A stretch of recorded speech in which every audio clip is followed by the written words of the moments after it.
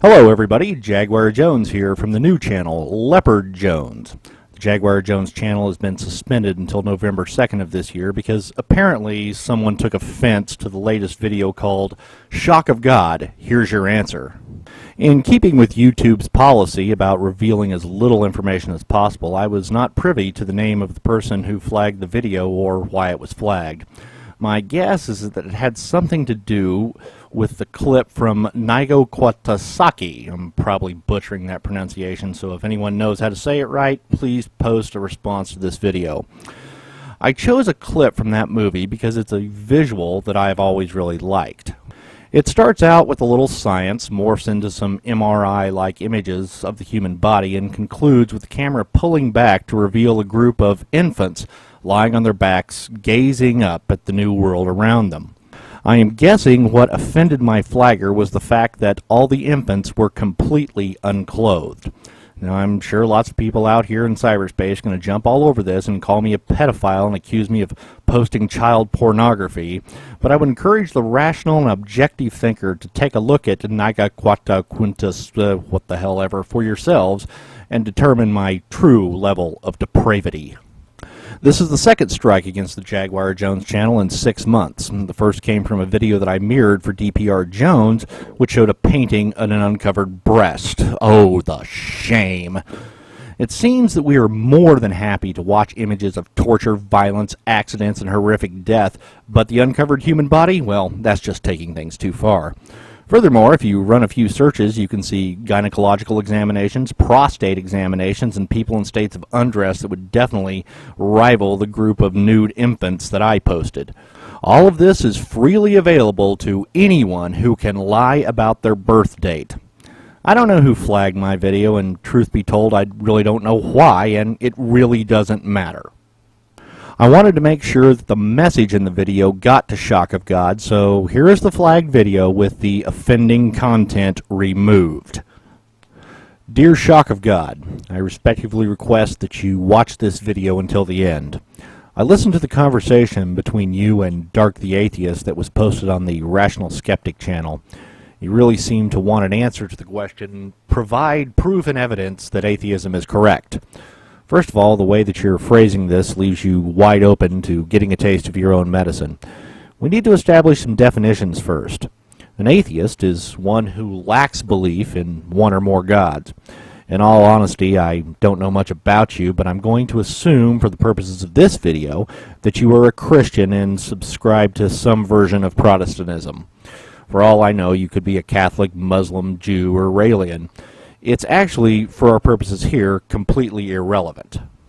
So, assuming that you subscribe to a Judean monotheistic theology, I would think it would be safe for me to assume that you do not believe in Ra, Brahma, Dai Kang, Vulcan, Shiva, or Odin.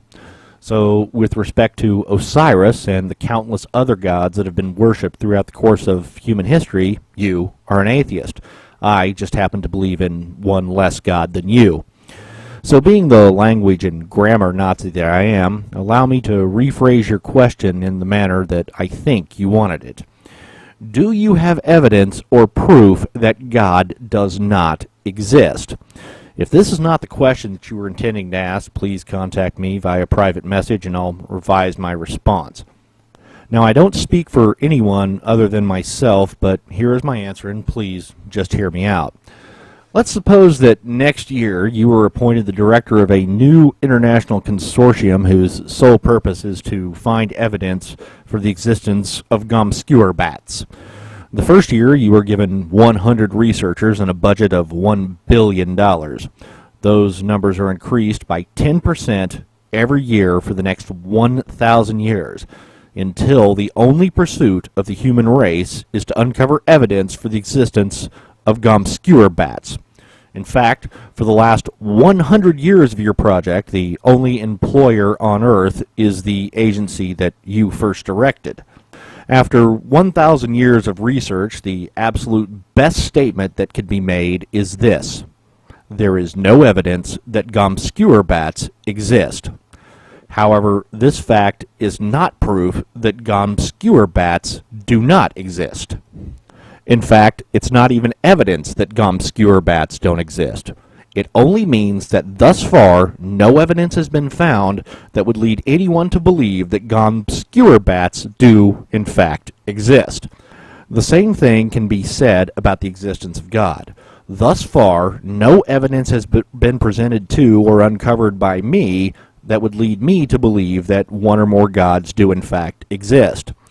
Since by implication it is the theist, that's you, Shock of God, is making a positive claim that of God existing, it is incumbent on the theist to provide positive evidence of your claim.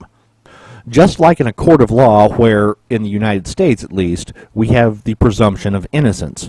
No one has to prove that they didn't commit the crime they are being accused of, but rather the accuser has to prove they did.